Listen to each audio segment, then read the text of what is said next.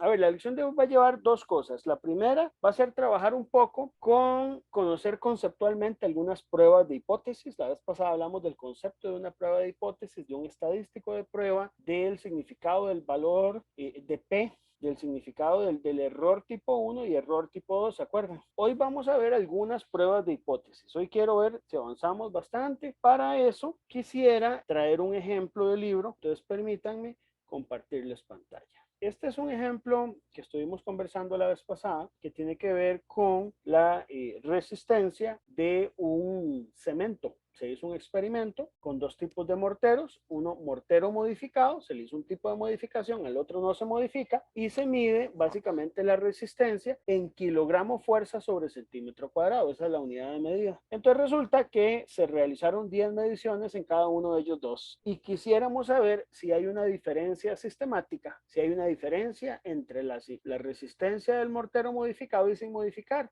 Entonces, una opción que uno tenía era utilizar, una opción que tenía uno era utilizar los diagramas de puntos y de los diagramas de puntos podemos ver que en efecto el mortero modificado presenta una resistencia distinta al mortero sin modificar. Parece que el mortero modificado tiene menor resistencia que el mortero sin modificar. El diagrama de puntos nos permite a nosotros ver aquí la tendencia central, dónde está el promedio y dónde está la dispersión. Ya eso lo habíamos hablado. Y podíamos concluir de una manera así heurística. Heurística significa a punta de sentimiento, ¿verdad? Sin datos tan certero, sin un procedimiento absolutamente objetivo, sino una cuestión más de lo que uno percibe de manera heurística, que el mortero modificado tiene una resistencia menor que el mortero sin modificar. Eso es lo que uno podría ver de un diagrama de puntos, ¿verdad? Entonces, también podríamos ver esto a partir de los diagramas de cajas y bigotes. El diagrama de cajas y bigotes aquí nos dice que el mortero modificado, digamos, se encuentra sus valores por debajo del mortero sin modificar. Acuérdense que la línea central tenía que estar asociada con la mediana, el primer y tercer cuartil, es decir, aquí dentro de la caja está el rango intercuartil y luego los extremos con el mínimo y el máximo. Entonces podíamos ver eso. Entonces, digamos que la conclusión que se nos sugiere de manera heurística es el mortero sin modificar presenta una mayor resistencia que el mortero modificado. Muy bien. Entonces, ¿qué quiero ver hoy? Hoy quiero ver una prueba. Esta primera prueba que vamos a hablar es la prueba T para dos muestras. La prueba T para dos muestras se emplea cuando usted tiene dos muestras, cada una con su nivel de dispersión y suponiendo que siguen una distribución normal, y ver si realmente existe una diferencia significativa entre ellas. Hay varias cosas que pueden pasar en la prueba T de dos muestras. Podría ser que en esta prueba, las varianzas de las dos muestras sean iguales. O podría ser que las varianzas de las dos muestras no sean iguales.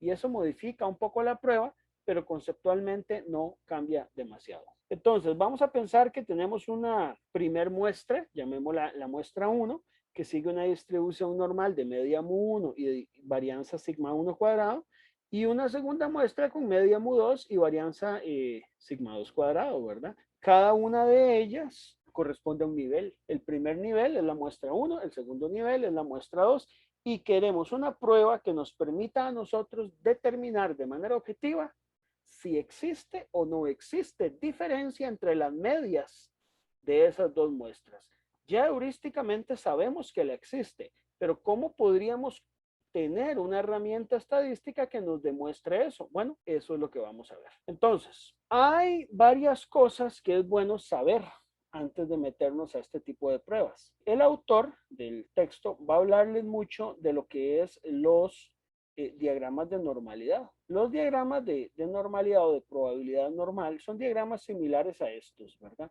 Donde usted en un eje vertical les aparece la probabilidad normal y en el eje horizontal aparece el valor de la fuerza de tensión. Ahora, el de arriba es el mortero sin modificar y el de abajo es el mortero modificado. ¿Qué pasa aquí? Resulta que la escala que usted tiene en el eje vertical no es una escala lineal, es una escala que se encuentra en una, se llama escala gaussiana. Entonces, la escala gaussiana tiene ahí una cierta, digamos, distancia entre puntos y uno, si lograra dibujarla, ¿verdad? Lo que vas viendo es que en esa escala gaussiana los puntos se ajustan aproximadamente a una línea recta. Ahora, no es que tengan que ajustarse perfectamente a una línea recta, sino que si usted pasara, por decir algo, un marcador de punta gruesa a través de la línea, pero bien gruesito, todos se ajustan básicamente a esa línea recta. Entonces podemos decir que esos 10 datos de alguna manera no hay evidencia para pensar que no sigan una distribución normal.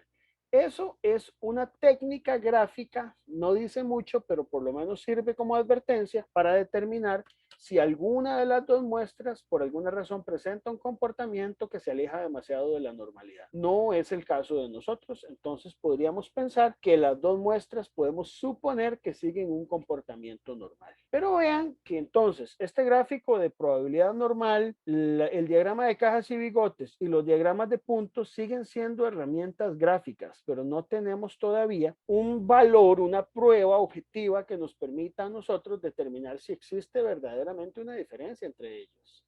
Entonces vamos a ver cuál es esa prueba que yo recomiendo para poder realizar ese análisis, ¿verdad? O sea, todas las herramientas gráficas de alguna manera sirven como para darse una idea, mira, sí hay una diferencia, pero ¿cómo puedo yo encontrar un parámetro, así con un valor numérico objetivo que me diga, sí, la diferencia existe? Bueno, a eso es lo que vamos. Entonces, esta prueba que nosotros vamos a ver se llama prueba T de 2 muestras y se las voy a mostrar por acá. Muy bien, ¿en qué consiste la prueba? Bueno, primero vamos a formalizarla, ¿verdad? Formalizarla significa hablar un poco, digamos, de qué es qué suposiciones hay y cuál es el estadístico de prueba. Bueno, esta prueba va a partir de 2 muestras. En nuestro caso, bueno, la 1 va a ser el mortero modificado y la 2 es el mortero sin modificar. Por lo tanto, tenemos un promedio de los datos del mortero sin modificar. Si les voy a dar los datos de una vez, es 16.764 kilogramos fuerza sobre centímetro cuadrado. El promedio de los datos del mortero modificado y sin modificar es de 17,922 kilogramos fuerza sobre centímetro cuadrado. En la varianza aquí vamos a decir que es 0, voy a escribir las unidades. Las unidades de una varianza son las unidades al cuadrado, ¿verdad? Las mismas unidades del promedio, pero el cuadrado. Y la segunda nos da este otro valor. Muy bien, y tenemos algo que es muy importante, es básicamente el valor de n, ¿verdad? También voy a extraer la raíz cuadrada para obtener el valor de la desviación estándar, eso es muy importante, ¿verdad? Y eso, bueno, todo esto lo pueden sacar ustedes básicamente y con estadística pues básica de cada una de las dos muestras, ¿verdad? No hay que ser muy genial para sacar esa información, promedio, varianza, desviación estándar y número de datos de cada una de las dos muestras. Para poder hacer una prueba T de 2 muestras, necesitamos hacer una suposición importante. La suposición que vamos a hacer es que a pesar de que las dos varianzas numéricamente nos dieron diferente, las dos varianzas muestrales, las poblacionales son iguales. Es decir, vamos a suponer que la población de la cual se tomó la muestra, en ambos casos van a tener el mismo valor. Eso no necesariamente es cierto y podría considerarse, digamos, quitarse esa restricción, pero de momento vamos a dejarla ahí porque nos va a simplificar algunas cosas, ¿verdad? Entonces, cuando usted supone que las dos varianzas son iguales, usted puede sacar lo que se llama una varianza ponderada. Es una especie de varianza promedio que se calcula así: n1 menos 1 por la varianza 1 más n2 menos 1 por la varianza 2 y todo esto dividido entre n1 más n2 menos 2. Entonces, si usted sustituye eso, esto va a ser 9 por este valor, más 9 por este segundo valor, dividido entre, nos da ahí la varianza. Es bueno que ustedes usen 3 cifras significativas como mínimo en sus cálculos, ¿verdad? Eso es una buena práctica, ¿verdad? Que hagan eso. Y voy a tener por acá también el valor de la desviación estándar y las unidades de la desviación estándar. Entonces, de momento no he hecho nada más que, bueno, calcular una desviación estándar promedio, digámoslo así, ponderada de las dos muestras. Y vamos a suponer tal vez que las dos muestras pues siguen y tienen ese valor de desviación estándar y esto es un buen estimador de la desviación estándar poblacional. Entonces, ¿qué vamos a hacer? Nosotros vamos, como toda prueba de hipótesis, ¿verdad? Como toda prueba estadística, plantear una prueba de hipótesis. ¿Cuál va a ser esa prueba de hipótesis que vamos a plantear? La prueba de hipótesis es esta. La hipótesis nula que vamos a evaluar es que la media del primer conjunto de datos es igual a la media del segundo. Vea que aquí utilizo media, no promedio, porque estoy trabajando los valores poblacionales. Esto se llama hipótesis nula. La hipótesis nula lleva una igualdad. En cambio, la otra hipótesis se llama hipótesis alternativa. Esto es lo que se llama la prueba de hipótesis que vamos a estar empleando para la prueba T de dos muestras. Entonces, esta prueba de hipótesis, cuando aparece un diferente así, cuando la evaluación es un contraste donde lo que aparezca aquí es un diferente, se dice que esta es una prueba de dos colas. Si lo que apareciera es una prueba donde es mu sub 1 mayor a mu sub 2 o mu sub 1 menor a mu sub 2, esa sería de una cola. Y vamos a definir para esta prueba el nivel de significancia como 0,05. El nivel de significancia es el error tipo 1 y debe establecerlo uno desde el inicio de la prueba.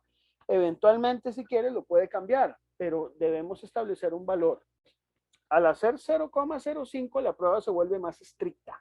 Si usted utiliza un 0,01 o un 0,001, la prueba se vuelve un poco menos estricta. Es decir, lo que usted hace es reducir el error tipo 1, pero aumenta el error tipo 2. Entonces vamos a usar ese valor.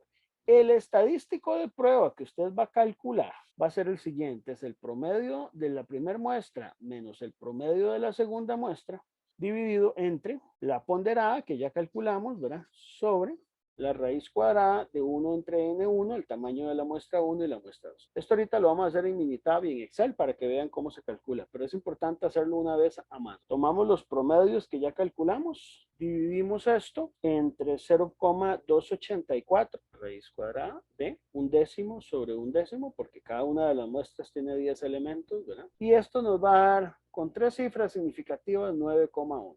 Bueno, vamos a ver cómo interpretamos eso. La interpretación que se le da a una prueba de este tipo es que este resultado que usted obtiene aquí va a seguir una distribución T, ¿verdad? Esto se espera que siga una distribución T. Entonces nos vamos a ir a revisar la distribución T. Y esa distribución T es importante porque es la que nos va a dar a nosotros cuál es el valor crítico. Nosotros vamos a comparar esa T que obtuvimos con el valor crítico. Y si el valor de T es mayor al crítico, entonces hay que tomar una decisión. Si rechazamos la hipótesis nula.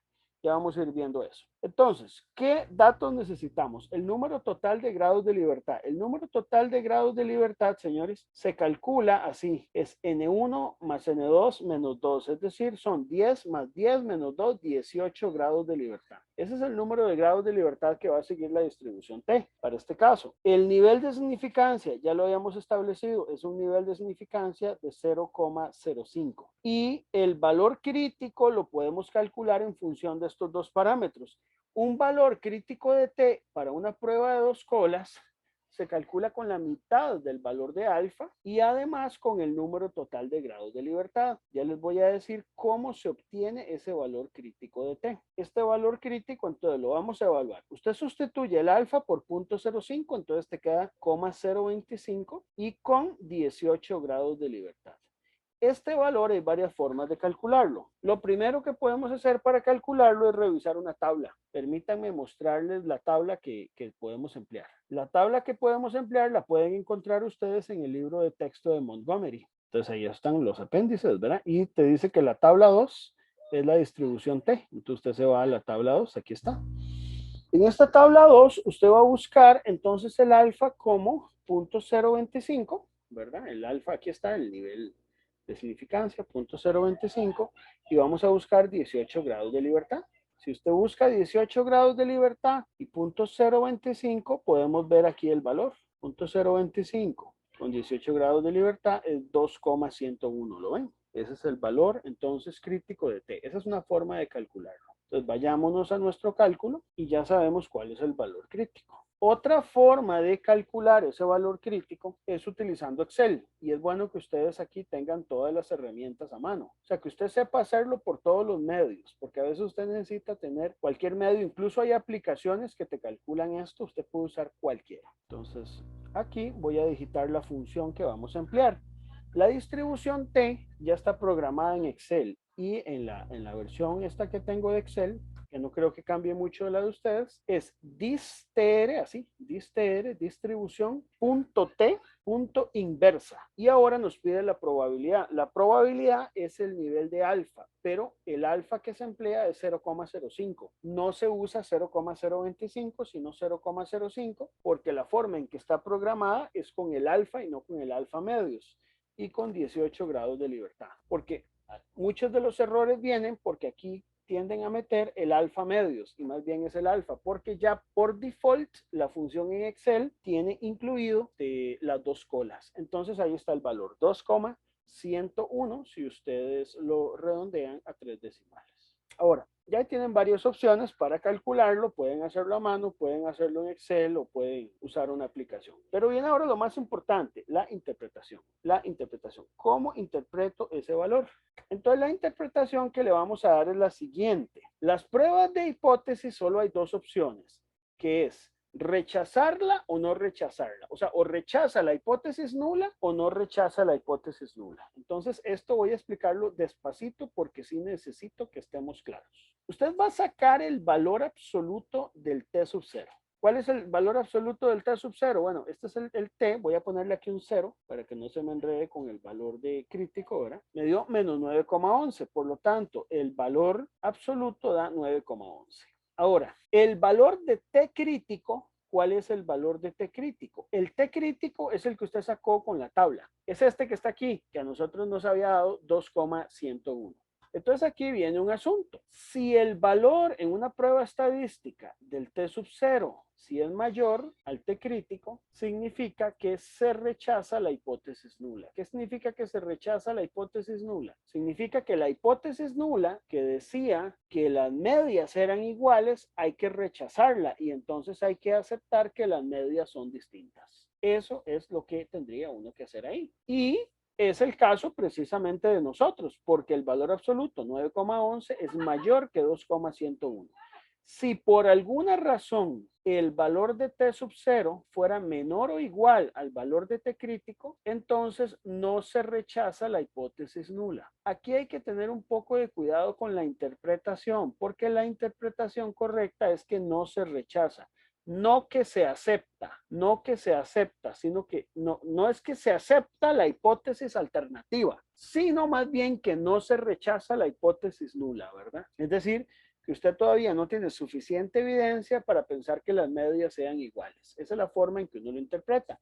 Entonces, para este caso, se puede afirmar que se rechaza la hipótesis nula, ya que el valor absoluto de T sub 0, que es 9,11, es mayor que el valor de T crítico, que es 2,101. ¿Y eso qué significa? Por lo tanto, hay suficiente evidencia para asegurar que la resistencia de las dos muestras de mortero son distintas. Ese es el ejercicio ya resuelto, ¿verdad? Ahorita lo vamos a hacer en Excel, pero antes quiero centrarme un poco en la parte de interpretación, ¿verdad? Una de las cosas que uno utiliza, digamos, para poder analizar, evaluar el cumplimiento de una hipótesis estadística es lo que se llama el valor de P. Entonces vamos a hablar también del valor de P. El valor de P es otra forma de llegar a esta misma interpretación. O sea, con el valor de P podemos llegar a la misma conclusión, pero podemos enriquecerla con un poquito más de criterio, ¿verdad? Entonces vamos a ver cuál es el valor de P y por qué es importante aquí. Entonces yo quiero que vean lo siguiente. La tabla de T para 18 grados de libertad, que es el valor en el que nosotros en este momento estamos. Con 18 grados de libertad, yo aquí tengo varios valores de alfa. Voy a elegir, digamos, qué sé yo, no es el valor de alfa que estamos utilizando, porque el que utilizamos fue 0.025 que nos dio 2,101, ¿verdad? Pero vea que si yo utilizara un valor de alfa, como por ejemplo, no sé, algo más alto, y obviamente esto se va empezando a incrementar. Entre mayor sea el valor de alfa, pues esto se va a empezar a incrementar, ¿verdad? Entonces, ¿qué pasa? Sí, a veces uno quiere saber cuál es el valor para el cual usted tiene, digamos, el valor ideal de tu alfa. Entonces, Si el alfa, por ejemplo, fuera de un alfa medio de 0.01, vea que el valor tuyo aquí es más alto, perdón, 2.878. Si fuera 0.05005 es 3992. O sea, va aumentando conforme vas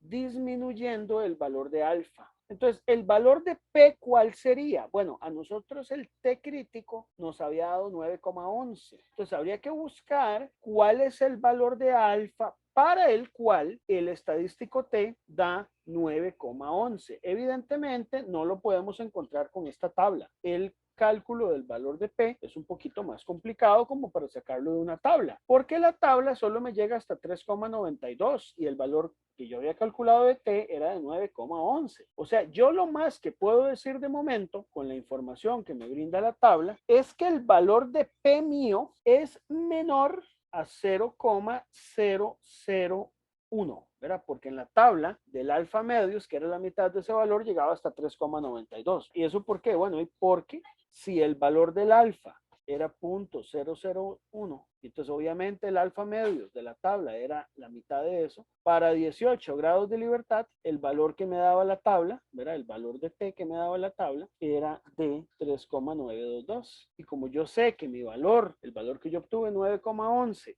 es mayor que ese, pues yo sé que tiene que ser menor ese valor de P. Pero entonces, ¿cómo lo calcula? ¿Cómo lo puede calcular? Bueno, vamos a calcularlo. Lo podemos calcular empleando Excel. Excel lo permite calcular. Para un valor de T sub 0 de 9,11, voy a darles el valor y ya les explico cómo lo calculamos en Excel. Digamos, el valor de P va a ser 3,68 por 10 a la menos 8. Ya vamos a ver cómo lo calculamos y lo más importante, ya vamos a ver qué interpretación le vamos a dar a ese valor de P. Para calcular ese valor de P, lo que hacen es usar esta función, señores, es distribución.t, abren paréntesis. Van a digitar el valor al que ustedes quieren calcularle, el valor de T, que sería el valor crítico de 9,11, y los grados de libertad, que son 18, ¿verdad?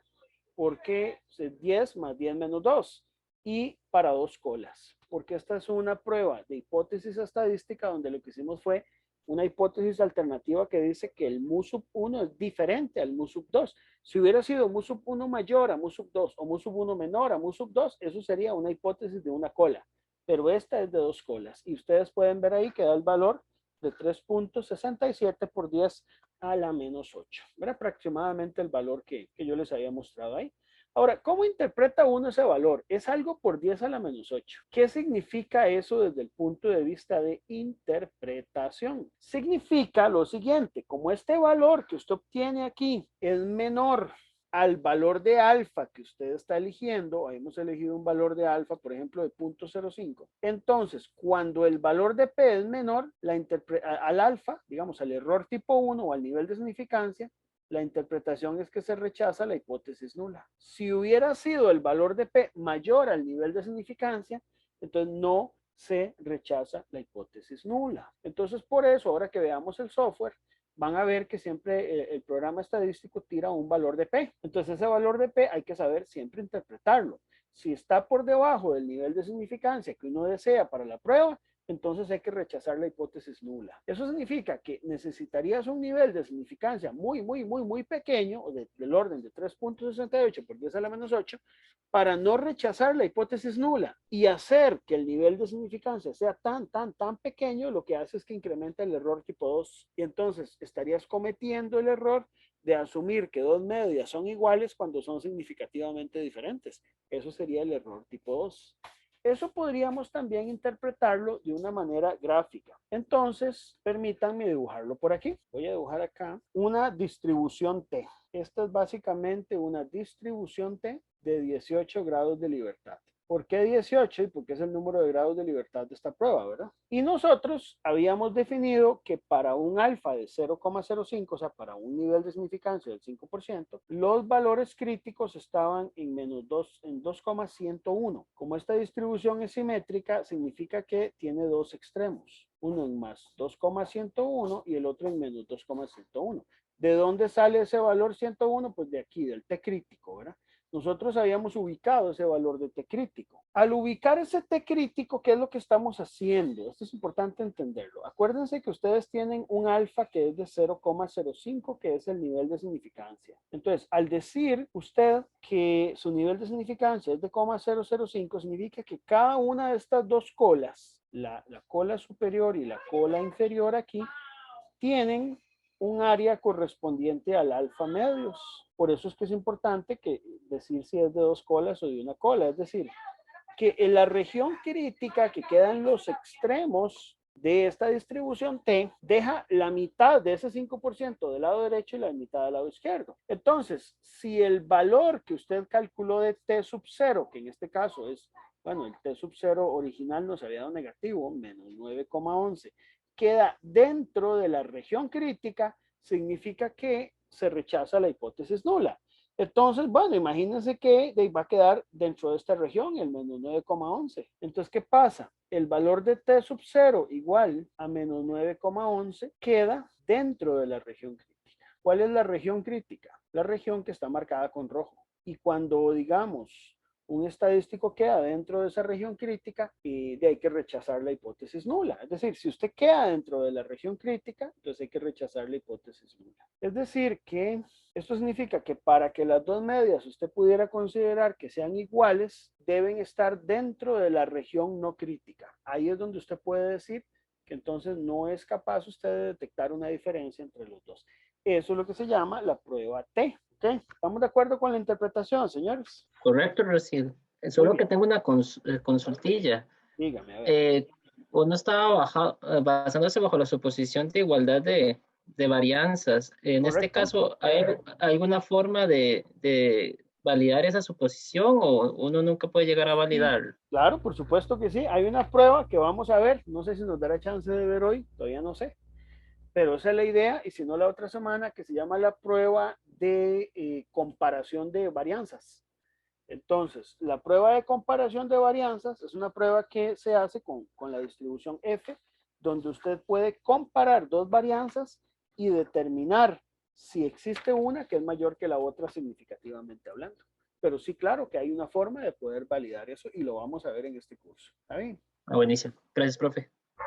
Perfecto. Ahora quiero que nos vayamos a Excel. Ahí está. Vámonos entonces a Excel. Ahí está el problema del mortero. Yo aquí tengo digitados los datos, ¿verdad? Para ganar tiempo. Entonces yo puedo esta misma prueba, todos estos cálculos que yo hice los puedo hacer en Excel. Ahora, yo aquí les voy a hacer una advertencia. La estadística, a veces se comete el error de pensar en que está limitada solamente a hacer un montón de cálculos. Y puede ser que sí, pero si usted los cálculos los hace y no sabe interpretarlos, es como si no hacer nada. Entonces, el Excel te hace el cálculo, pero la interpretación la hacen los ingenieros, ¿verdad? Entonces, vamos a irnos a herramientas y análisis de datos. Entonces, aquí aparecen varias opciones de análisis de datos, ¿verdad? Nosotros vamos a buscar aquella que dice prueba T para dos muestras suponiendo varianzas iguales. ¿Lo ven? Suponiendo varianzas iguales. Hay otros tipos de prueba T. Hay unas suponiendo varianzas desiguales, emparejadas, etc. Nosotros vamos a elegir esa. Le vamos a dar a aceptar. Nos va a pedir el rango para la primera variable. Va a ser mortero modificado. Entonces usted lo marca todo. Luego nos pide los valores para la segunda variable. Mortero sin modificar. Ustedes los marcan ahí. Muy bien. Luego nos pide a nosotros la diferencia hipotética entre medias. Es decir, si usted lo que quiere evaluar es si las medias son iguales, la diferencia hipotética es 0. Y si usted quiere evaluar una diferencia diferente a 0, la puede elegir ahí, ¿verdad? Entonces, el Excel te permite eso. De momento es que sea 0. Marcamos que la primera fila son rótulos y que el nivel de significancia alfa es 0,05 y que nos tire los resultados, ¿verdad? En una hoja nueva. Entonces yo le voy a dar a aceptar y vamos a ver lo que nos tira. Esto es lo que nos tira Excel. Vamos a analizar con cuidado qué información nos tiró. La información que nos da a nosotros es muy útil, pero hay que interpretarla bien. Por ejemplo, vamos a ver, voy a ir marcándola en amarillo. Nos da el promedio tanto del mortero modificado como del mortero sin modificar. Nos da la varianza y el número de observaciones, ahí están, ¿verdad? uno puede acomodar un poquito aquí la varianza, ¿verdad? Para efectos de que se vea mejor, tal vez ahí, a 4 decimales, ¿verdad? Luego, aquí te da la varianza agrupada. La varianza agrupada era lo que nosotros llamábamos el S sub P, ¿verdad? La diferencia hipotética entre medias y los grados de libertad que son 18. Hasta ahí. Vea que todo lo calculó. Ahora, nos calcula el estadístico de prueba. Nos da 9,11, ¿se acuerda? Y aquí lo da incluso con más decimales. Yo voy a dejarlo solo con 3 decimales. 9 menos 9,109. Pero ahora tira dos valores. El valor de P para una cola y el valor de P para dos colas. El valor crítico de T para una cola y el valor crítico de T para dos colas. ¿Cuál se usa? Como nosotros estamos evaluando una hipótesis de desigualdad, que es a través de un diferente, es decir, la media 1 es diferente a la media 2, vamos a estar utilizando la de dos colas. Esta es la que vamos a estar utilizando. Entonces, este es el valor de P, 3.68 por 10 a la menos 8, y este es el valor crítico. Y se acuerdan que nos había dado 2,101. Esos son. Estos de aquí no se usan, por eso no los voy a marcar. Los de una cola no se usan a menos que hubiéramos planteado la hipótesis con un mayor o un menor. Por ejemplo, si la hipótesis hubiera sido la media del mortero modificado es menor a la media del mortero sin modificar, los valores de una cola hubieran sido los correctos. Pero no es el caso de nosotros. Entonces, vean que los cálculos ya se hicieron. ¿Qué es lo que ustedes tienen que hacer aquí? Interpretar, claro, interpretar que el valor crítico, digamos, el valor de P, es menor que un nivel de significancia que usted elija. Por ejemplo, 0.05, 0.01, incluso 0,001. Y es menor porque este valor que usted tiene aquí es por 10 a la menos 8. Entonces, esto básicamente nos da la clara interpretación de que se rechaza la hipótesis nula. Entonces, el cálculo te lo hace Excel, pero usted tiene que tener muy claro cuál es la interpretación que usted le va a dar a esos datos. Otra forma de ver que se rechaza es que el valor crítico, que es 2,101, está menor que el valor absoluto del estadístico de prueba, 9,109. Podrían también hacer uso de Minitab. Ahí ya yo tengo digitados los datos de Minitab, ¿verdad? Tengo, el primero es el mortero modificado y el segundo es mortero sin modificar. Minitab tiene un formato parecido al Excel. Lo que pasa es que no es Excel, es decir, usted aquí no puede programar fórmulas, no puede hacer todo lo que puede hacer en Excel porque no es una hoja electrónica, es básicamente una plataforma donde usted digita datos. Lo que yo les voy a pedir es que cuando hagan este ejercicio en Minitab, tengan mucho cuidado si el separador que ustedes emplean es punto o coma. Yo lo tengo configurado para que el separador decimal sea coma, ¿verdad? Entonces eso es muy importante. Y entonces vamos a ver, aquí ustedes se van a la opción de Stat, ¿verdad? Donde dice Basic Statistics, ¿verdad? Estadística básica, y te aparece la prueba T. La prueba T con dos muestras, ¿verdad? Con dos muestras, dice to sample T. Entonces ustedes se van ahí, marcan que cada una está en su propia columna, porque yo lo digité cada una en una columna, el mortero modificado y el mortero sin modificar. Ahí están marcadas, ¿verdad? Él te permite algunas opciones. Aquí dice assume equal variances. Es decir, suponga que las varianzas son iguales.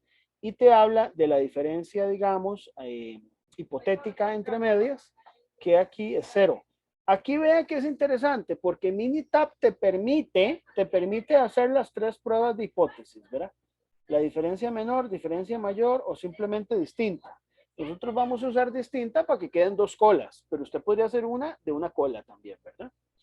Entonces, voy a darle aquí OK y en gráficos podríamos tirar el plot, ¿verdad? Un box plot también. Vamos, no está mal que es más, no está mal que lo tire de más y le vamos a dar OK. El Minitab hace el análisis y es importante interpretar bien toda la información. Entonces, lo primero que presenta es el método, ¿verdad? ¿Cuál es el MUSUP 1? Es la media de la población del mortero modificado. El MUSUP 2, la media del mortero sin modificar. La diferencia es MUSUP 1 menos MUSUP 2.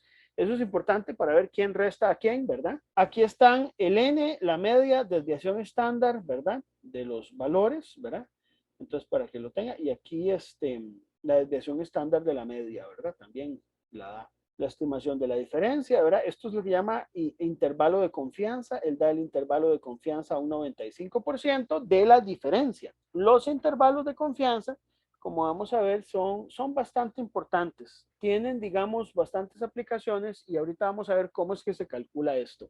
Él ya lo calcula, pero sí yo creo que es importante hacer un análisis para ver también cómo es que lo calcula y poder interpretarlo bien. El intervalo de confianza lo que te dice básicamente es entre qué valor y qué valor espera usted que esté la diferencia. Cuando el intervalo de confianza incluye el cero, es porque la diferencia hipotética puede ser cero. Pero cuando va de un valor, por ejemplo, negativo, otro negativo, es que nunca pasó por cero. Y por lo tanto es muy probable que la entonces diferencia no sea cero y por lo tanto que haya diferencia significativa entre las medias. Aquí está la prueba de hipótesis. Aquí está el valor T, ¿se acuerdan? Menos 9,11, ya lo calcula con grados de libertad y el valor P. Este valor P, ustedes pueden cambiarle los números de decimales. Le pueden poner 12 decimales para que se pueda ver mejor, ¿ves? O menos, ¿verdad? 10, no sé. Daba 3,68 por 10 a la menos 8. Ustedes ahí pueden verificarlo, ¿verdad? En el mismo valor de Excel, ¿verdad? Ahí les da el valor P. Les da un ploteo donde ustedes tienen gráficos de puntos del mortero sin modificar y modificado, ¿verdad? Donde ustedes pueden ver que se observa una diferencia. Y te da además el box plot, que sería el gráfico de cajas y bigotes, ¿verdad? Entonces vea que Minitab en esto es muy completo. Te hace todo el cálculo. Lo que usted hace básicamente es interpretar esa diferencia. ¿Cuál es la interpretación? Que si existe diferencia significativa, que básicamente el valor de P es muy pequeño, está muy por debajo de un nivel de significancia, por ejemplo, de un 0,01%, y que por lo tanto sí podemos pensar que efectivamente el mortero modificado tiene una resistencia bastante menor que el mortero sin modificar.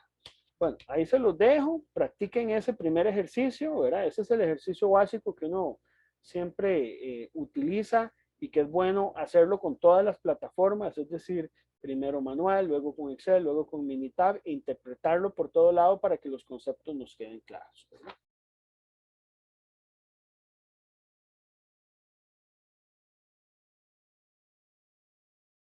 Una de las cosas que tal vez uno podría preguntarse por ahí era cuánto es el número de mediciones que usted debe realizar cuando hace un experimento, ¿verdad?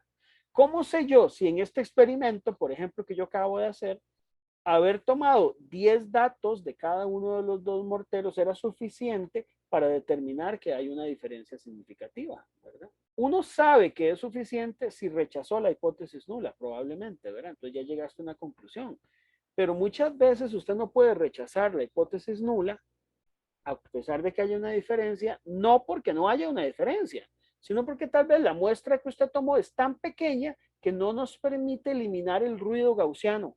Y entonces es necesario tener algún criterio para poder determinar el número o el tamaño, digamos, de datos, el tamaño de la muestra que usted debe elegir. Entonces, permítame compartir lo siguiente.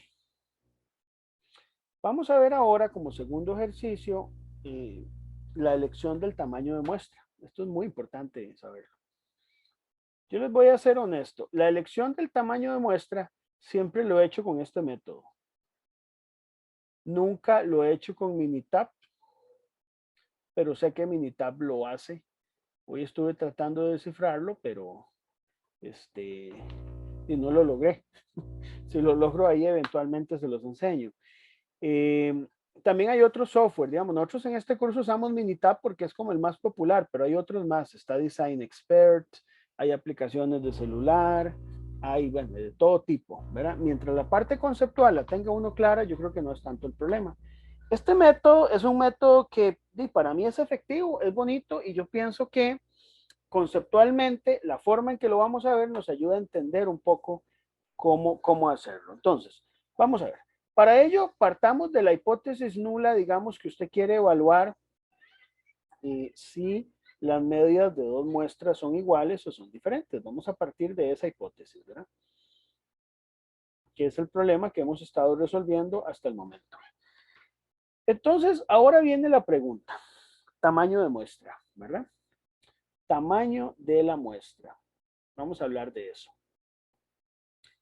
El tamaño de muestra, vamos a pensarlo así, ¿quién lo determina, verdad? ¿Cómo sé yo cuál es el tamaño adecuado de muestra? El tamaño adecuado de muestra viene dado por el error tipo 2. Eso es muy interesante.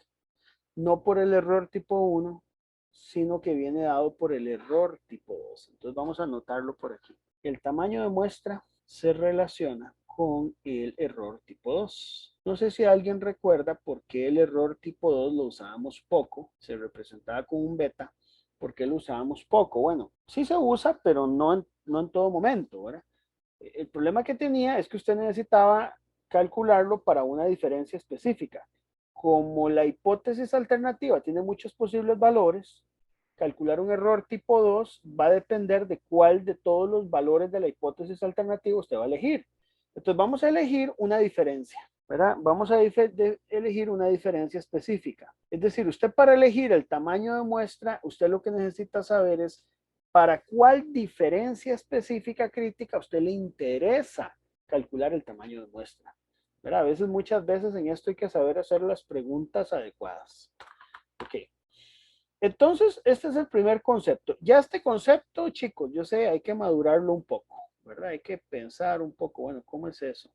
Sí, digamos, una muestra entre más grande sea, entre mayor tamaño sea, va a detectar con mayor facilidad una diferencia específica. Si el tamaño es muy poco, y pues le va a costar más encontrar esa diferencia, ¿verdad? Muy bien, entonces para poder encontrar el tamaño de muestra hay varias opciones. La opción que vamos a ver hoy es el uso de lo que se llaman las curvas OC.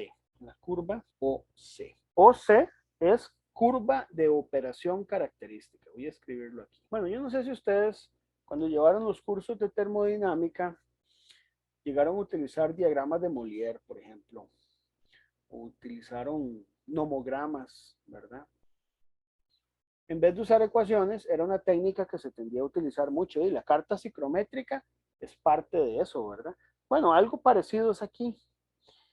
Las curvas características se utilizan entonces para sacar el tamaño de muestra de una manera totalmente gráfica, ¿verdad? Y antes de entrar a esas curvas, que ya les voy a mencionar, recalco un concepto que dije, pero que es bueno que quede aquí escrito, que es que en muestras de mayor tamaño, es más fácil detectar una diferencia. Profe, consulta. Uh-huh. Perdón. Eso quiere decir, por ejemplo, si yo tengo una muestra, una prueba de hipótesis y me rechaza la hipótesis nula, es poco probable que aumentando el número de muestras se cambie el resultado del rechazo. Es muy poco probable, es correcto. Es muy poco probable que se cambie el resultado del rechazo. Pero si usted más bien no rechazó la hipótesis nula, puede ser que aumentando el tamaño de muestra, podría ser que se rechace. Podría ser que no, pero podría ser que se rechace. Podría ser que se rechace. Todo eso va a depender de lo que usted considere la diferencia crítica, ¿verdad? ¿Está bien? Ok, está bien, gracias. Ok, entonces vamos a ver lo siguiente. Quiero empezar por mostrarles qué es una curva característica. Yo creo que sería un buen inicio, porque si no, no vamos a entender de qué estamos hablando, ¿verdad? Entonces, esto es una curva característica. Esa curva característica, señores, de ahí, bueno, primero se las voy a presentar. Esta curva característica es muy específica. Esta curva característica es para determinar tamaños de muestras, digamos, de dos muestras que tengan el mismo tamaño de datos, como la que acabamos de ver, 10 y 10, 20 y 20, 15 y 15. Me explico que el número de datos sea igual para las dos muestras que usted quiera comparar. Lo que tenemos en el eje vertical, que es la probabilidad de aceptar H sub 0, está relacionado con el error tipo 2. Entonces, por ejemplo, aquí uno podría buscarse el valor, ¿verdad? Aquí de punto 0.05, digamos, si fuera el caso, qué sé yo.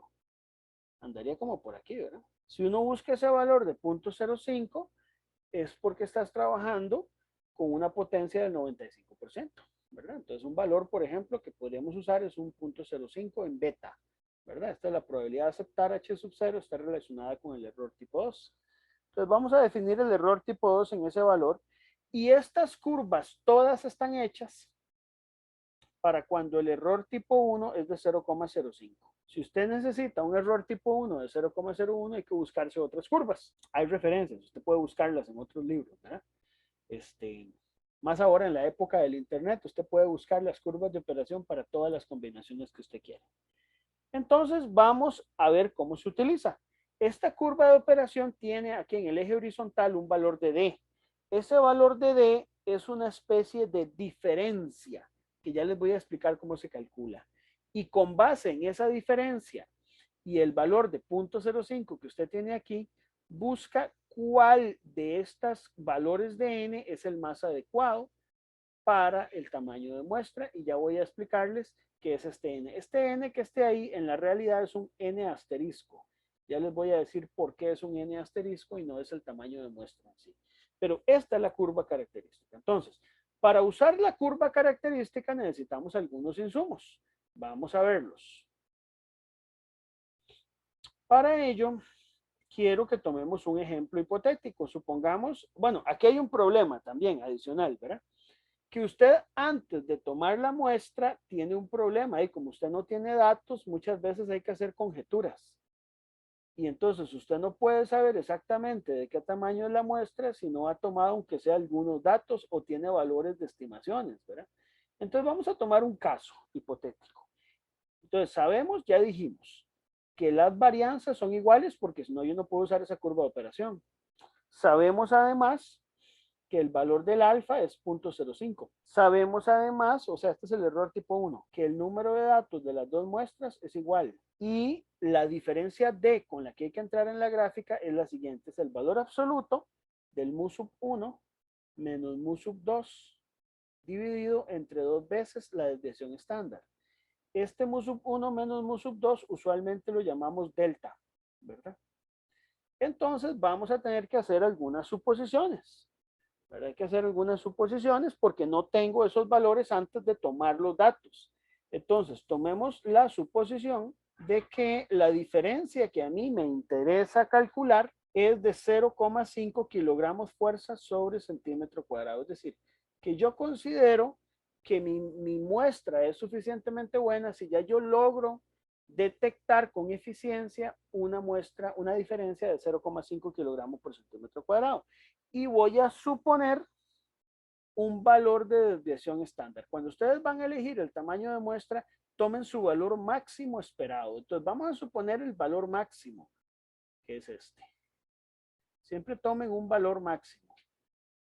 No tanto el mínimo, sino un posible valor máximo, ¿verdad? Entonces vamos a suponer que en el peor de los casos, este va a ser el valor de la desviación estándar que nosotros vayamos a emplear. Entonces usted mete todo esto aquí. Aquí sería 0.5 entre 2 por 0.25. Entonces esto da 0.5 entre 0.5 da 1,0. Ese es el valor de D con el que usted va a entrar a la gráfica, ¿verdad? Entonces vayámonos a la curva de operación.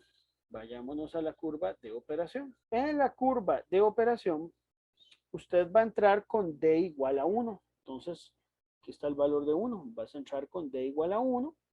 Vamos a volver a marcarlo. Entonces, con D igual a 1, usted entra aquí con D igual a 1, ¿verdad? Y busca el valor del 0,05 que anda por aquí, más o menos, ¿verdad? Claro, esto es mucho de percepción, chicos. Y eso va a quedar por acá, ¿verdad? Queda entre 15 y 20.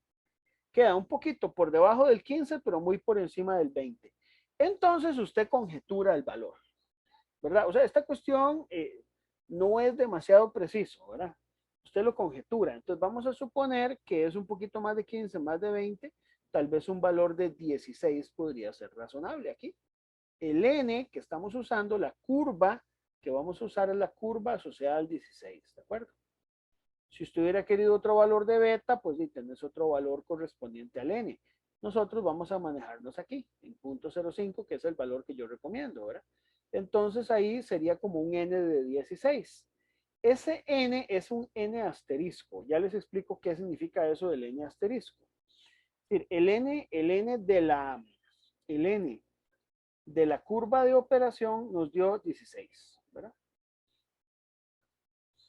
Entonces, el valor N real que usted tiene que utilizar en la muestra, y para ponerlo sencillo, tiene que ser N asterisco más 1 más 2, más 1 entre 2. ¿Por qué? Por la forma en que fue construida la curva de operación. La curva de operación no fue construida con los valores del N de muestra, sino con el N más 1 entre 2. ¿Verdad? Entonces, ¿por qué lo hicieron así? No tengo idea, chicos. Quien hizo la curva lo hizo de esa manera. Entonces, usted sustituye 16 más 1 entre 2, le da 8,5, como el valor es entero, y usted no puede usar 8,5, entonces lo redondea a 9, y ese va a ser el valor de N1 y N2 que necesita para detectar esa diferencia. Significa que bajo estas condiciones, es decir, que usted quiera una diferencia de 0,5 kilogramo entre centímetro cuadrado con desviación estándar de 0,25, necesita al menos, necesita al menos 9 datos. Ahora, si usted se pone a ver lo que nosotros hicimos en el primer ejercicio, y la diferencia, ¿verdad? La diferencia que tenemos y la desviación estándar, digamos, veamos el SP, veamos el SP. El SP que yo tengo aquí es de 0,284, ¿verdad? Más o menos, ¿verdad? Anda en 0,25. ¿Okay? Yo supuse 0,25, entonces tampoco es que ande tan perdido el valor que yo determiné, ¿verdad? Para ese valor de S. ¿Verdad? Entonces, no anduvimos tan perdidos. Podríamos recalcularlo para este valor de S. Y la diferencia que nosotros tenemos, digamos, entre Y1 y Y2, con los valores que yo tengo ahí, ustedes restan 17.922 menos 16.764, anda como en 1.15. ¿Ven qué interesante? Mi diferencia es sí bastante mayor que la diferencia de 0,5 que yo quería emplear, ¿verdad? Es decir, aquí, esto es importante, cuando usted elige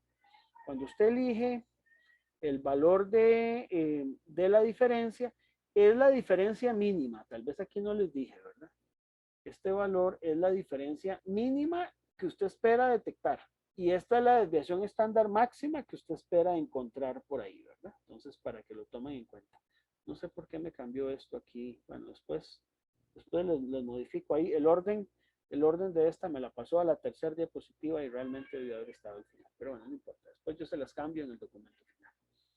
Ok, está bien con eso, chicos. Entonces, tal vez ustedes van a querer revisar el cálculo, ¿verdad? Si ustedes hubieran utilizado los valores irreales, digamos, que obtuvimos con esa diferencia. Y se van a dar cuenta de que realmente estamos sobrados en el tamaño de muestra que necesitamos para esto.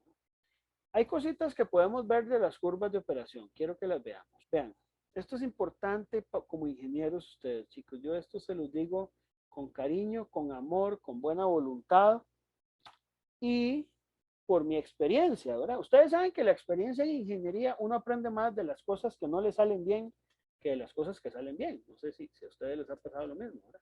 Uno aprende más de los errores que de las cosas que hace bien, ¿verdad? Entonces, hay algo que es muy importante que ningún libro te lo dice. ¿Qué pasa si el D suyo le da más de 3? Le da 4. ¿Qué pasa? ¿Y cómo hacemos? Y usted no tiene valores más de 3, pero usted lo que tiene son las tendencias de las curvas. Usted sabe que esta curva va a seguir disminuyendo, todas van a ir disminuyendo y todas en algún momento terminan en 0. Pero son como asintóticas al 0. Entonces, eso nos da un extremo. Si usted tiene un valor de D mayor a 3, evalúelo en 3.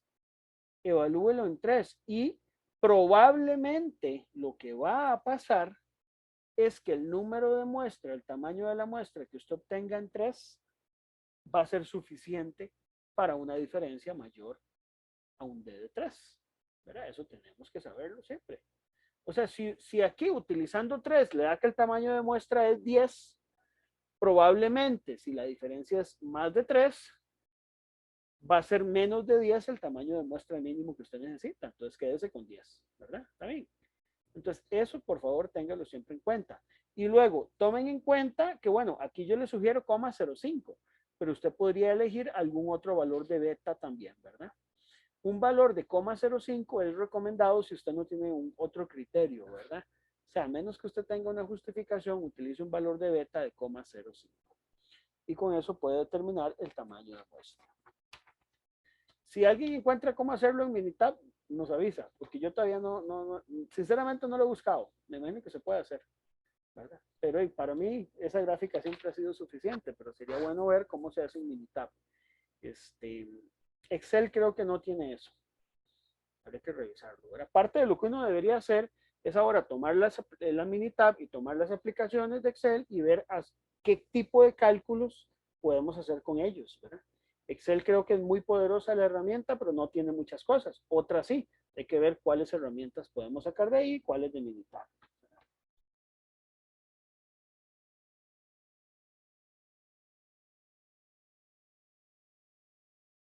Vamos a ver lo que son intervalos de confianza. El concepto de intervalos de confianza es posible que los que ya llevaron conmigo metrología lo sepan un poco, porque está asociado con el concepto de incertidumbre expandida. Entonces, está un poco relacionado con eso.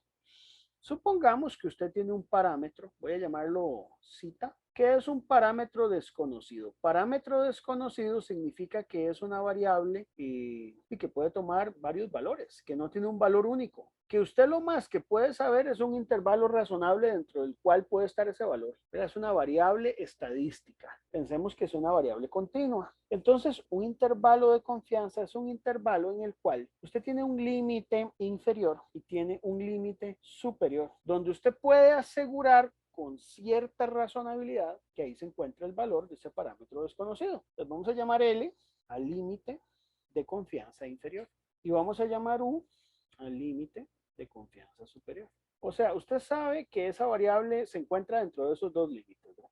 Ahora, hay una probabilidad de que se encuentre dentro de esos dos límites. Y esa probabilidad que yo quiero establecer es el complemento del error tipo 1, del alfa, del nivel de significancia. Es decir, que si mi alfa es de 0,05, por ejemplo, yo voy a establecer una probabilidad de un 95% de que se encuentre entre esos dos límites inferior y superior. Y si mi alfa es de 0,01, que es un 1%, la probabilidad de que estén esos dos límites va a ser de un 99%. Entonces, yo puedo jugar con el valor de la probabilidad. Entonces, al 1 menos alfa, o sea, el valor de 1 menos el nivel de significancia, le vamos a poner un nombre.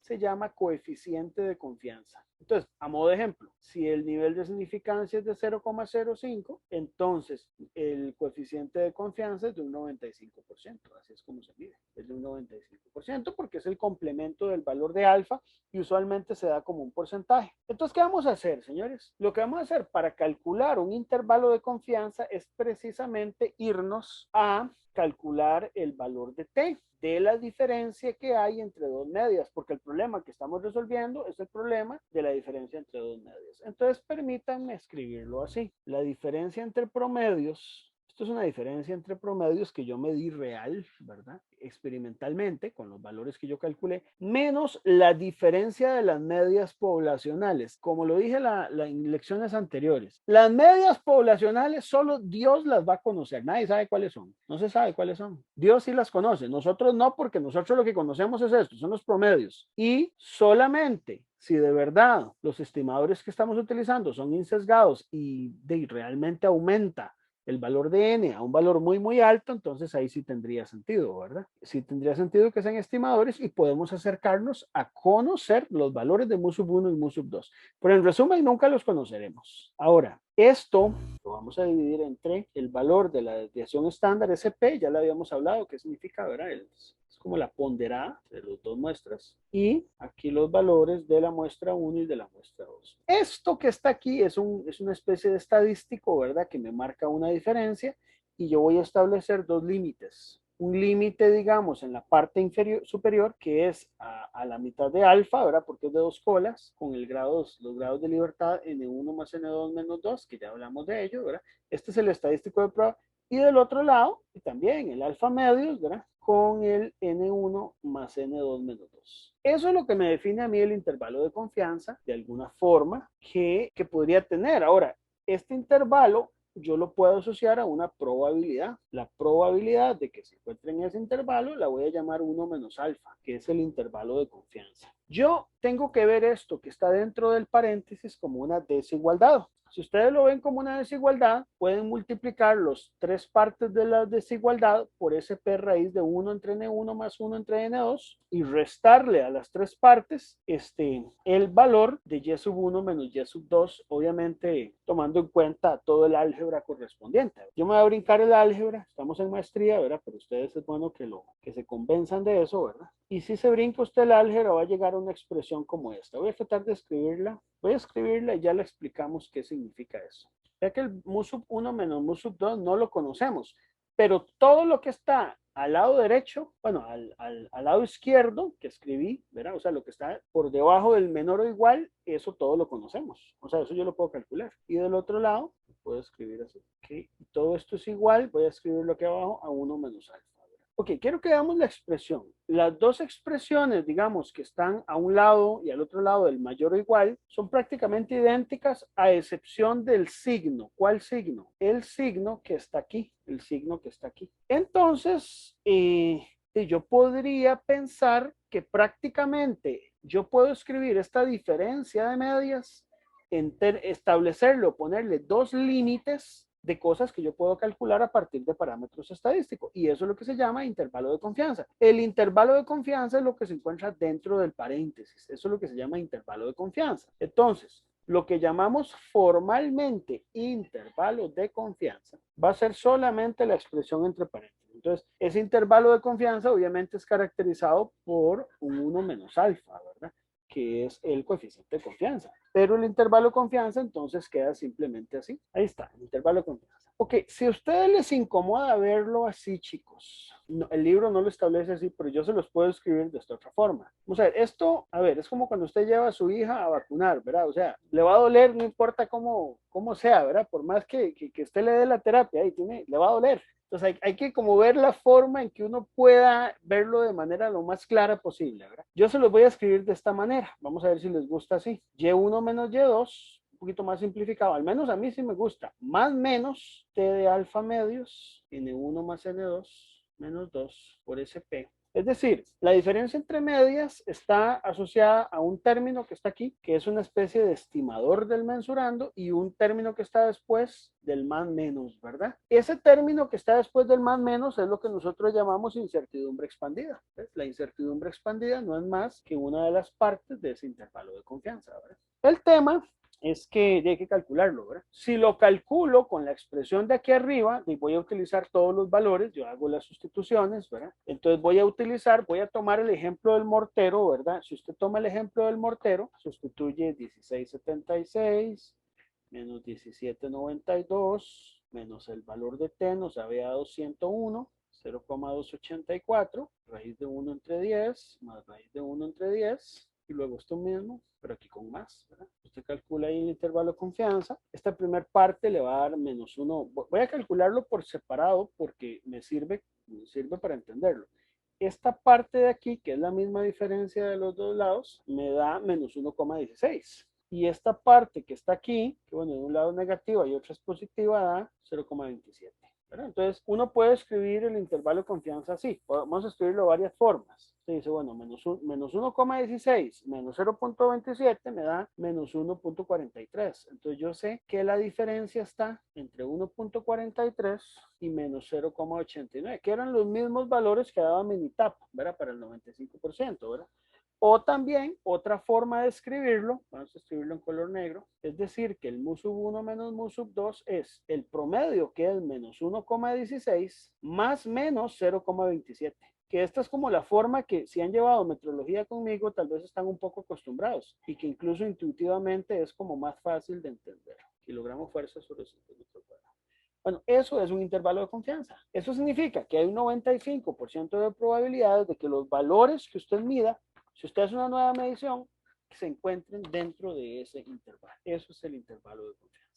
El intervalo entonces me establece dos límites. Este límite de menos 1,43, que este sería el límite inferior, era el que yo había llamado L, ¿verdad? Y este lo llamábamos U y a esto lo llamábamos zeta. Y este intervalo de confianza es para un 95% de 1 menos alfa, ¿verdad? Entonces ahí está. Ahí está definido ya el intervalo de confianza. Esa es la forma más sintetizada de poder, digamos, expresar esta información. Les comparto el Minitab, nada más para ver una información. En el Minitab, aquí ustedes pueden ver el intervalo de confianza. Ellos lo dan con 3 decimales, ¿verdad? Porque tiene un poco más de precisión ahí. Pero los valores son exactamente los mismos. Menos 1,43, ¿verdad? Nosotros nos dio 43, 42,5 dice Minitab, y menos 0,891. Eso que está dando Minitab aquí, precisamente entonces, es el intervalo de confianza y esta es lo que llamamos la incertidumbre mancomunada o más bien desviación estándar ponderada, sería el término más preciso. No incertidumbre mancomunada, sino esa es la 0,284 es la desviación estándar ponderada y esta es la diferencia que hay entre ellos. Esa desviación estándar ponderada es la incertidumbre, digámoslo así, que uno podría decir. Es como la incertidumbre o la desviación estándar que usted tendría suponiendo las dos muestras que tengan la misma desviación estándar, por decirlo así, ¿verdad? Bueno, eso es lo que da. Entonces, básicamente este dato ya saben de dónde es que viene.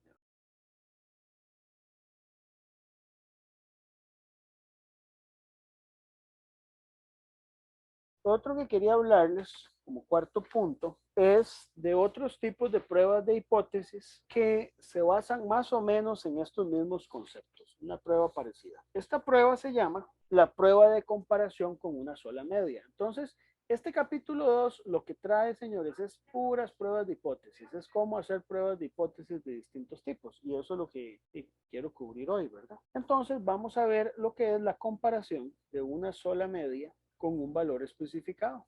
Entonces voy a tratar de hacérselo lo más sencillo posible, o sea, conceptualmente lo más sencillo posible. Entonces, vamos a suponer que usted tiene una población, ¿verdad? Y esa población, no importa si es normal o no es normal, ¿verdad? No importa, no importa. Pero que usted tiene una muestra en esa población que es suficientemente grande como para pensar que es normal. Es decir, usted va a tener una población, no importa si es normal o no, población normal o no normal. O sea, no nos interesa si no es normal, pero usted va a tomar una muestra con un N alto. N alto, no sé si se acuerdan, la vez pasada estuvimos hablando un poquillo de eso, ¿verdad? Y ahí tienen la evaluación primera para ver qué es N alto, digamos de 30. ¿Por qué de 30? Bueno, para asegurar que se cumple el teorema de límites centrales. Estoy aventurándome diciendo 30, pero puede ser otro valor, ¿verdad? Entonces tenemos ahí el teorema de límite central.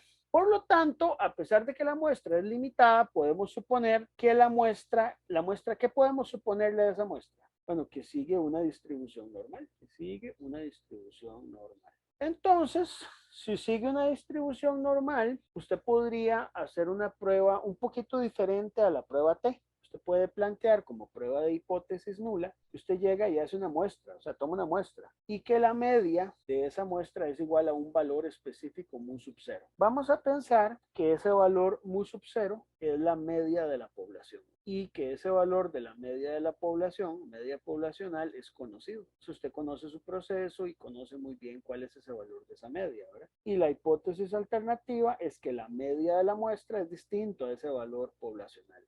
El mu es el valor de la media de la población de la cual se saca la muestra y el mu sub 0 ya es una constante conocida, ¿verdad? Entonces, usted puede establecer un estadístico de prueba. Todas las pruebas de hipótesis, señores, están basadas en un estadístico. El estadístico que vamos a usar cuando sea este caso es el z sub 0, que es el asociado a lo que se llama distribución normal estándar. Ya les explico qué es eso. Usted calcula el valor de su promedio menos la constante conocida dividido entre la desviación estándar sobre raíz de n, ¿verdad? Tenemos eso. Entonces, nosotros vamos a llegar a una conclusión. Si resulta que el valor de z sub 0 en valor absoluto, ¿verdad? Porque esto puede dar positivo o negativo, es mayor que el valor de la desviación estándar normal en alfa medios, porque es una de dos colas, es una distribución normal, ese z está asociado a una normal, entonces aquí se rechaza la hipótesis nula. ¿Qué significa que se rechaza? Que la media de esa muestra no corresponde con la media poblacional. Entonces ya habría que revisar qué pasó ahí. Y si fuera menor o igual, pues no se rechaza la hipótesis nula. Los valores que tenemos aquí, estos valores de aquí, de z sub alfa medio, son los valores críticos obtenidos de una distribución normal estándar, ¿verdad? Vamos a ver qué es una distribución normal estándar y de dónde lo saco. La distribución normal estándar les adelanto. Es la distribución cuya media es 0 y cuya desviación estándar es 1. Entonces, si usted logra tener esos valores, ya hay tablas conocidas, tablas establecidas para encontrar esos valores críticos, o también lo pueden usar en Excel también, ¿verdad? Excel tiene todo eso. Entonces, bueno, ahí está cómo evaluar, digamos, el valor de Z. También uno aquí puede establecer intervalos de confianza, ¿verdad? Para la muestra, intervalos de confianza. Porque puede ser que se rechace la hipótesis nula, pero puede ser que el intervalo de confianza nos dé un poco más de información. No solo que se rechaza, sino, bueno, dónde andan los valores de la diferencia, la verdadera media, si realmente no coincide con la poblacional. Entonces usted puede establecer el siguiente intervalo de confianza. El promedio menos el valor de Z alfa medios por desviación estándar entre raíz de n. Aquí hay un detalle que ya les voy a decir. Vamos a suponer que la desviación estándar es conocida, la poblacional, ¿verdad? Es decir, que usted ya tiene datos y que le permite saber que esto es conocido. Entonces, bueno, tenemos eso y podemos decir que el valor de la media, entonces, de esta población o esta muestra que yo estoy analizando, pues tiene ahí su respectivo intervalo de confianza que puede ser escrito de esta forma. Que esto, como yo les decía ahí, puedes también, si usted lo enreda un poco, puede verlo así. Es el Y promedio más menos Z alfa medios por esta expresión. A esto en metrología, el Z alfa medios lo llamábamos factor de cobertura. Bueno, es el mismo concepto. Y la desviación estándar entre n le llamábamos desviación estándar experimental de la media. Entonces, bueno, esa es la comparación contra un valor específico. Este tipo de pruebas son buenas cuando usted conoce bien la población. Cuando usted tiene mucho conocimiento de la población, resulta ser particularmente útil, ¿verdad? Para ello, quiero que veamos un ejemplo. Este ejemplo lo pueden ver con detalle en el libro, pero quiero que lo discutamos por acá, ¿verdad? Entonces, vamos a suponer que usted tiene una población donde usted conoce una media que es de 200 libras sobre pulgada cuadrada. Escribámoslo como PSI. Y una desviación estándar también conocida, que es de 10, es decir, su varianza es de 100 PSI al cuadrado, por lo tanto la desviación estándar, que es la raíz cuadrada, es de 10 PSI, ¿verdad? Esto es conocido. Y usted llegó y tomó una muestra, y en esa muestra, es una muestra muy grande, ¿verdad? De un tamaño de muestra muy, muy grande. Y usted sacó el promedio de esa muestra, y resulta que el promedio de esa muestra, esa muestra, bueno, no pensemos que es tan grande, pensemos que es una muestra pequeña y que el promedio de esa muestra dio 214 PSI. Vamos a ponerle un tamaño a la muestra, vamos a ponerle un tamaño de 4 elementos, es decir, a ver, la pregunta es esta, si el promedio es de 200, digamos, si el promedio que me dio en la muestra es 214 con 4 datos, ¿será posible que esa muestra de 4 datos forme parte de una población cuyo promedio es 200 y la desviación estándar es 10? Esa es la pregunta.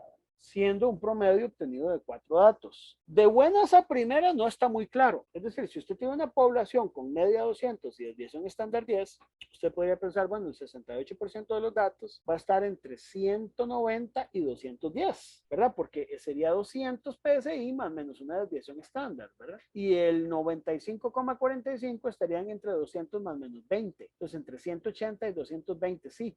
Pero al tomar usted una muestra de 4 datos, y como usted ya conoce el teorema del límite central, ya la cosa no es tan fácil, porque este promedio va a ir convergiendo más rápidamente, ¿verdad? Entonces va a ir convergiendo a cero conforme el n aumente. Entonces lo que quiero ver es si forma o no parte de eso.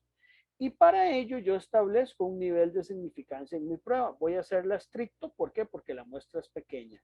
Voy a utilizar un nivel de significancia de un 5% para hacer esta prueba. Entonces vamos a hacer la solución. La solución es muy sencilla. Yo la voy a hacer aquí utilizando las tablas del libro de texto, ¿verdad? Y también les voy a decir cómo se puede calcular el valor crítico utilizando Excel. Entonces, primero, vamos a hacer la prueba de hipótesis. La prueba de hipótesis voy a evaluarla un poco diferente. Voy a decir que la media es 200 PSI, que es el valor conocido, pero yo en vez de poner como alternativa que es diferente, voy a poner la de una cola, a ver qué cambia. Voy a decir que es mayor a 200 PSI. Esta es una prueba de una cola porque no estoy usando un diferente, estoy utilizando un mayor, ¿verdad? Entonces, tomando este promedio, yo calculo el valor del estadístico Z sub 0 con la relación que yo les di, que es promedio menos mu sub 0, que es promedio menos mu sub 0, perdón, que es promedio menos mu sub 0 entre desviación estándar sobre raíz de n. Entonces esto es 214, me dio el promedio. 200 me da el valor poblacional. La desviación estándar es 10 entre raíz de 4 y esto me da 2,80 el valor de z. Muy bien, ahora necesito un valor crítico. Entonces, como el valor de alfa que a mí me están diciendo que yo establecí para este ejercicio es de un 5%, yo voy a calcular el valor crítico de alfa con un z de alfa. No se usa z de alfa medios. Vean, por favor, ¿por qué no se usa z de alfa medios? Si yo aquí en el ejercicio anterior había explicado que se usaba z de alfa medios. Bueno, porque este z de alfa medios se usaba porque esto era una prueba de dos colas. Pero al ser una prueba de una cola, el z que se usa es el z de alfa. Si cambiáramos la prueba a una de dos colas, se usa el alfa medio. Y bueno, ya vamos a ver en qué puede afectar eso. Ese z de alfa medios es el z para un 0,05, ¿verdad? Ya lo vamos a encontrar. ¿De dónde vamos a sacar ese valor de z? Bueno, voy a mostrarles dos formas de calcularlo. Una forma de calcularlo es en Excel. ¿Cómo? Vamos a utilizar una función que se llama distribución.distr.normal estándar inversa. Esta es distribución normal estándar inversa. Y la probabilidad que le doy es de 0,95. Tengo que darle el complemento ahí, ¿verdad? 0,95. Entonces ahí me da 1,645. Redondeado a 3 decimales, me da 1,645. Ese es el valor crítico de Z. También ese valor de Z se puede obtener de una manera un poquito más primitiva, pero no deja de ser también segura, que ustedes pueden obtenerlo del Montgomery. Ustedes tienen aquí la distribución acumulada Z, ¿verdad? La distribución acumulada normal. Esta distribución normal es para la distribución normal estándar, ¿verdad? Entonces ustedes pueden buscar dentro de los valores cuál es el valor que a ustedes les va a dar esa probabilidad del 0,95. Entonces digamos, si usted busca el 1,6 da 0,945, 946, se va acercando el 0,95 en 1,6. En 1,64 es 0,9495. En 1,65 hay que pasar a la página que sigue, porque no alcanza en una sola página. Se pasa, es 95053. ¿sí? Es decir, aquí en 1,65 se pasa un poquito de 0,95 y en 1,64 le falta un poquito. Entonces usted puede interpolar ahí. Usted puede interpolar y le queda 1,645 a 3 decimales, ¿verdad? Que sería el mismo valor que les estaría dando Excel y que yo les anoté por ahí, ¿verdad?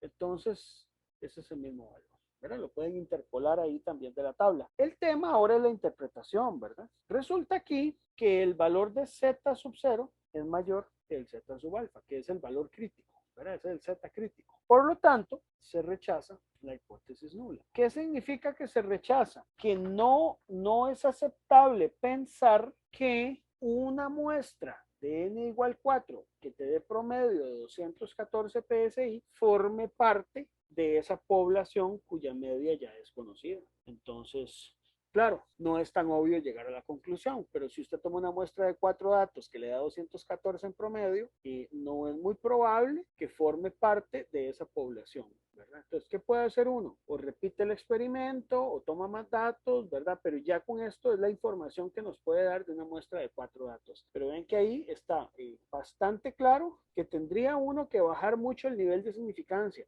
Por ejemplo, ya si uno utilizara un nivel de significancia, por ejemplo, de un 1%, el valor da 202,32. Todavía, ni siquiera con un nivel de significancia de un 1%, que es flexibilizando la prueba, usted podría asegurar que esa muestra forme parte de esa población. Entonces hay que tomarlo en cuenta. En este tipo de pruebas, entonces, uno puede también extenderse al caso donde no se conoce la varianza de la población. Eso sí puede ocurrir. Entonces, si por alguna razón, porque ven que en este tipo de pruebas usted aquí conocía la media y la varianza de la población, ¿verdad? Pero si usted no conoce, si no se conoce la varianza de la población, usted puede conocer la media, pero no conoce la varianza de la población, usted también puede hacer, tiene una forma alternativa de hacer la prueba, ¿verdad? Eso sí, la población debe ser normal, si no, no, ¿verdad? Si la población no es normal, ya sí estamos en problemas, pero la población debe ser normal para usar esta prueba. Entonces uno puede hacer alguna prueba de bondad de ajuste o alguna prueba ahí que le permita. Hay varias pruebas. Incluso, digamos, Minitab tiene varias pruebas dentro del programa, ¿verdad? Entonces usted puede usar alguna de esas pruebas para evaluar normalidad y planteamos la hipótesis de que una media sea igual a un valor de esa media poblacional y tal vez una alternativa, ¿verdad? Que es que la media es distinta, ¿verdad? Entonces calculamos un estadístico T sub 0, que sería el promedio menos mu sub 0 dividido entre la desviación estándar sobre N, ¿verdad? Y si el valor que usted obtiene aquí, digamos, en valor absoluto de esto, que se espera que siga una distribución T, es mayor que el valor de distribución T a alfa medios es porque es de dos colas, ¿verdad? Con n-1, la hipótesis nula. Hay algo aquí que es bueno que nos vayamos poniendo de acuerdo, chicos. Si yo digo que el T sub 0 va a ser mayor que el T crítico ¿verdad? Y ahí se rechaza, no hace falta decirlo, no hace falta decir, bueno, lo voy a poner por última vez, pero ya de aquí en adelante ya yo no lo voy a escribir. Se sobreentiende lo siguiente, que si este es menor o igual, ¿qué pasa? Y no se rechaza la hipótesis. Eso se sobreentiende, pero ya yo no lo voy a volver a decir, ¿verdad? ¿Por qué? Porque como es mutuamente excluyente el resultado, el decir cuándo se rechaza, en caso contrario, vamos a establecer que es cuando no se rechaza, ¿verdad? Y además, usted puede establecer un intervalo de confianza para la media, ¿verdad? Yo no lo calculé en el ejemplo anterior, pero bueno, es cuestión de evaluarlo, ¿verdad? Pero un intervalo de confianza sería entonces calculado de esta manera. ¿Ven? Entonces, así se establece el intervalo de confianza. Entonces, ese tipo de prueba, no voy a hacer un ejemplo, pero podrían, digamos, también emplearla en aquellos casos, digamos, donde no se conoce la varianza de la población. Entonces, que al no conocer la varianza de la población, usted utiliza, eso sí, el S aquí, que es muestral, ¿verdad? O sea, el Y, que es el promedio, y el S básicamente se toman de la muestra. Bueno, y el N también, ¿verdad? Porque el N es el tamaño de la muestra. El N, el promedio y la desviación estándar se toman de la muestra y de ahí ya usted puede sacar un intervalo de confianza en caso que conozca la media, pero no conozca la desviación estándar. Bueno, esas son pruebas. Entonces, ¿qué pasa? Uno tiene que ir naturalizando las pruebas de hipótesis. Tiene que empezar a naturalizarlas porque es lo que vamos a estar utilizando.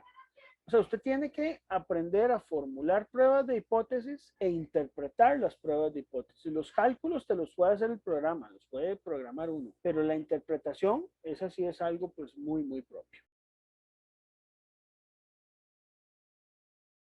Hay un concepto que estuvimos viendo en la primera lección, señores, que se llamaba la formación de bloques. No sé si ustedes lo recuerdan, ¿verdad? Pero la formación de bloques es una técnica que es muy útil en diseño de experimentos, porque nos permite a nosotros quitar el ruido gaussiano. Y esto es fundamental verlo y hoy si no, no nos podemos ir sin ver esto hoy, porque esto es un punto importante aquí en el curso, ¿verdad?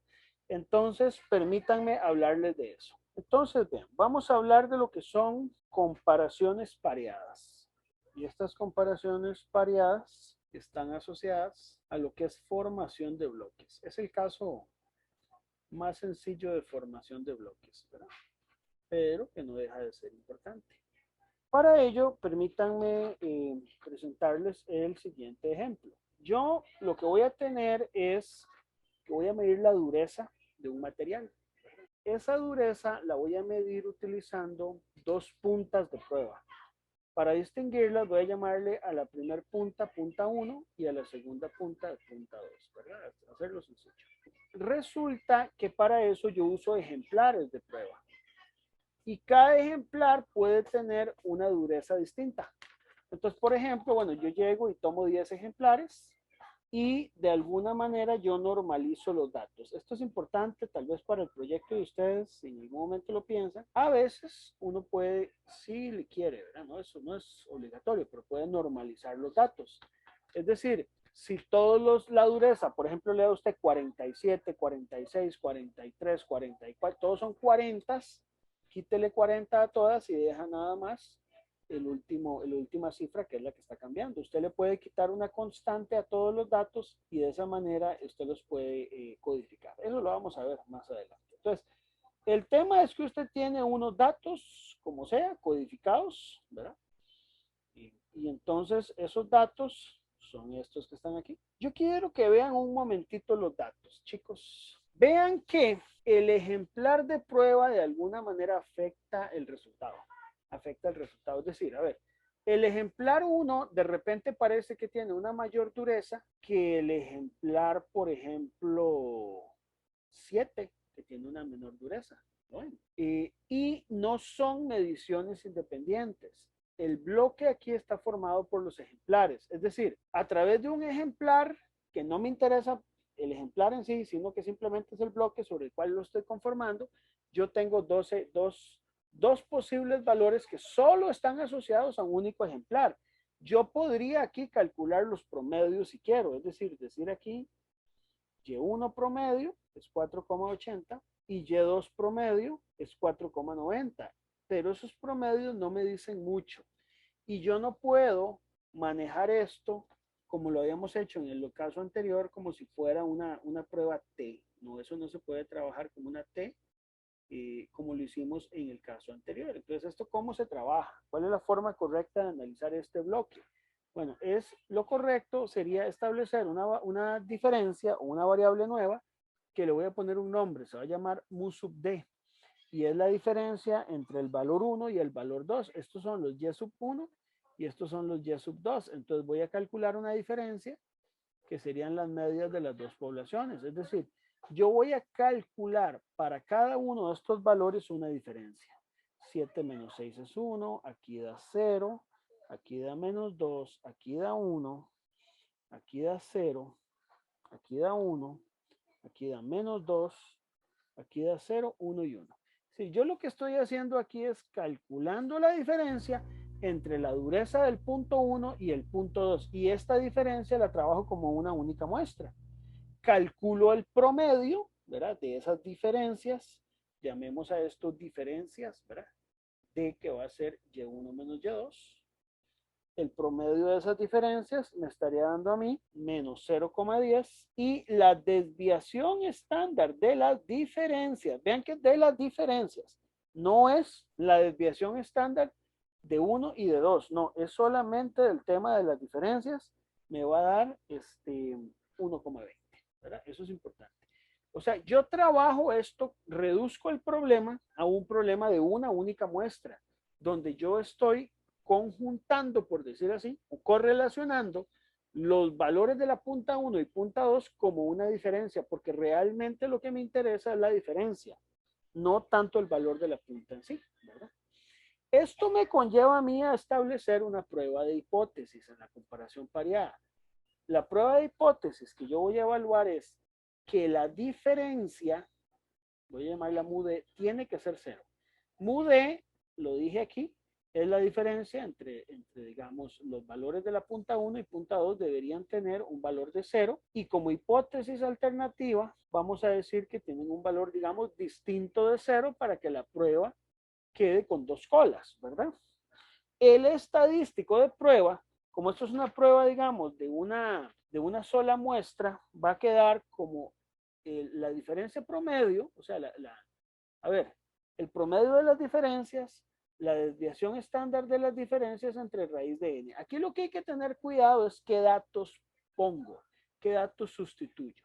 La diferencia promedio yo la tengo, es menos 0,10, ¿verdad? Entonces digo, sustituimos aquí.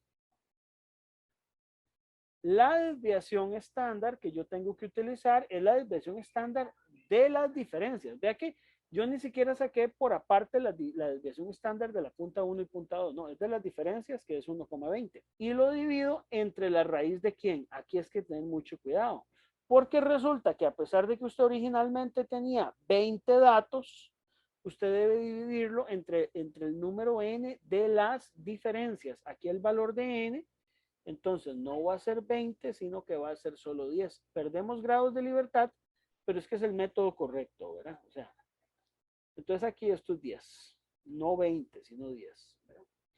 Calculamos eso, 0,26, ¿verdad? Y luego calculamos el valor crítico de t, ¿verdad? El valor de crítico, como es una prueba, digamos, de dos colas, es el valor de 0,025 con 9 grados de libertad. Entonces vamos a buscarlo, ¿verdad? Qué sé yo, voy a buscarlo, por ejemplo, en la tabla del Montgomery y me voy a los valores de t para 9 grados de libertad. ¿Está? 9 grados de libertad. El alfa medio, si yo uso un alfa de 0.05, sería 0.025. Y entonces aquí la conclusión que llego es que el valor crítico es este, 2,262. También puedo sacarlo en Excel si yo quiero, ¿verdad?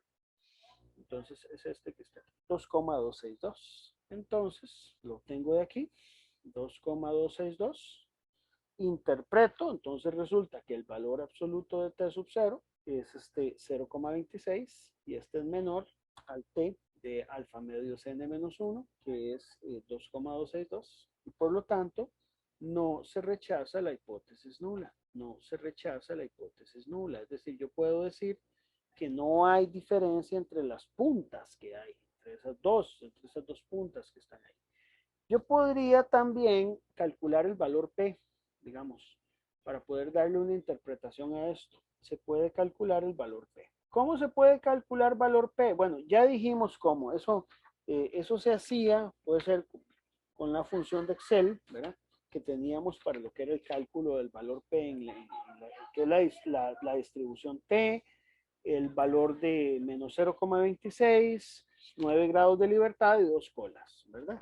Como ya yo lo he explicado en el primer ejercicio, para no repetir, no lo voy a calcular, pero esto ustedes lo pueden hacer en Excel. ¿Con cuál valor? Con el valor de T que se encuentra aquí de 0,26, ¿verdad? Negativo.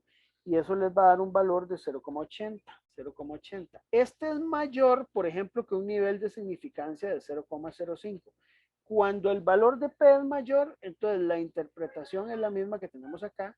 No se rechaza la hipótesis nula. Se va a rechazar cuando el valor de P es muy, muy pequeño.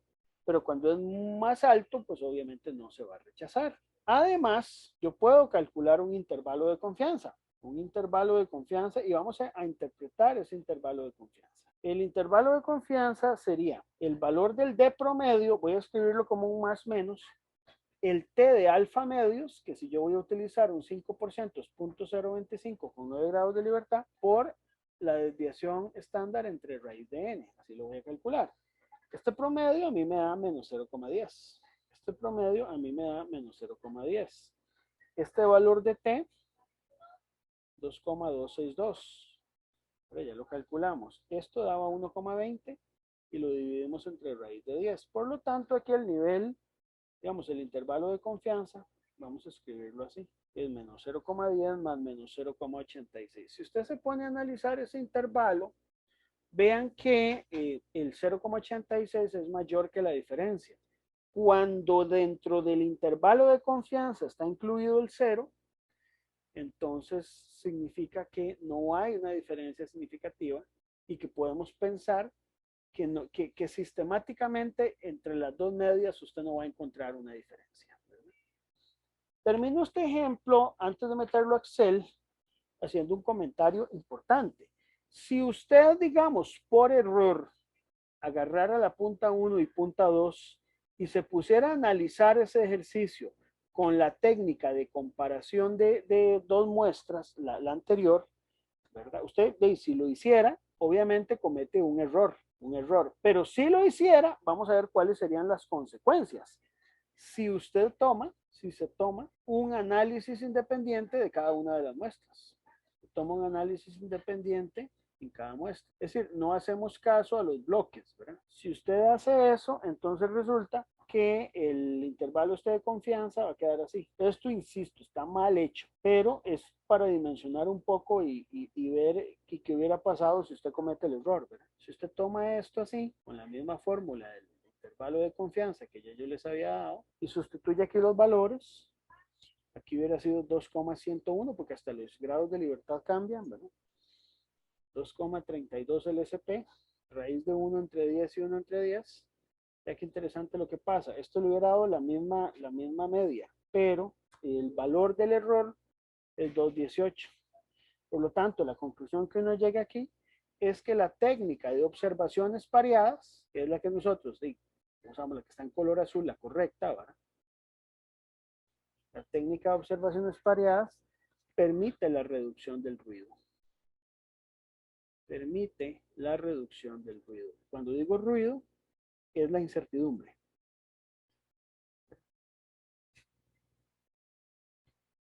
Ese es el efecto. Obviamente esto está mal hecho, ¿verdad? Todo esto, les digo aquí, voy a ponerlo en grande para que después no se enrede. Todo esto está mal hecho.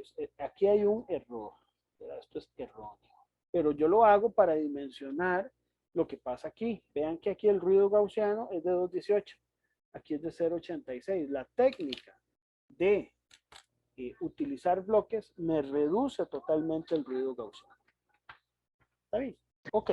Profe, y entonces se puede decir que todo ese aumento de ruido gaussiano se debe principalmente entonces a los bloques o no Ese, necesariamente. esa es una buena pregunta. Ese aumento en el ruido gaussiano se debe a que no formamos bloques, ¿verdad? Entonces, ahí es donde más bien uno tiene que preguntarse cuando usted vaya a hacer el experimento si puede o no formar bloques.